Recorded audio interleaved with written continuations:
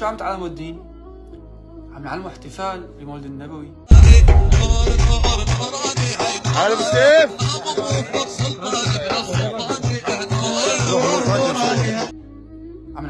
عم نعلموا توب على يد الشيخ. الشيخ عملية المسألة أولى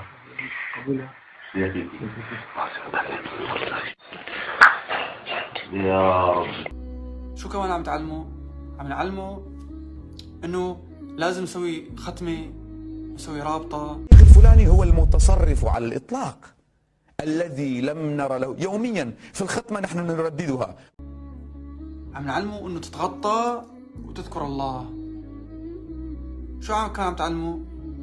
عم نعلموا انه تحط صورة الشيخ بالحائط وراك وتمسك الدوف وتاخذ لك ساعتين ثلاثة الدوف.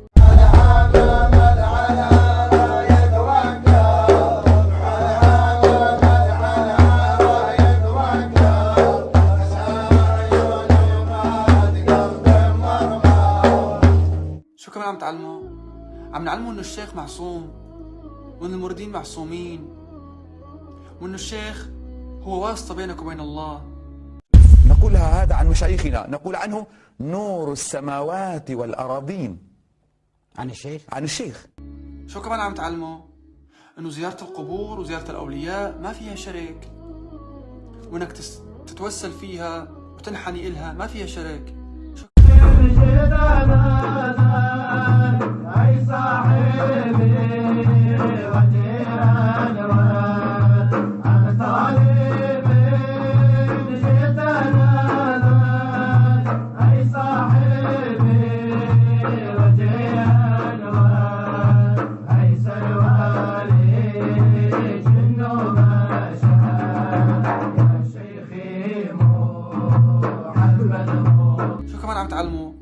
عم نعلمه انه انت لما تروح عند السيد اذا كان حاط صورة الشيخ محمد بن طه الخزنوي فهذا من اولياء ورفقاء الشيخ.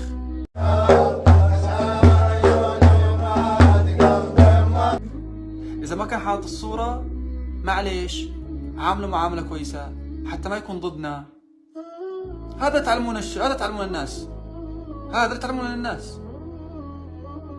قول لي ما علم الناس هذا الشيء، بين لي العكس. يلا بين العكس.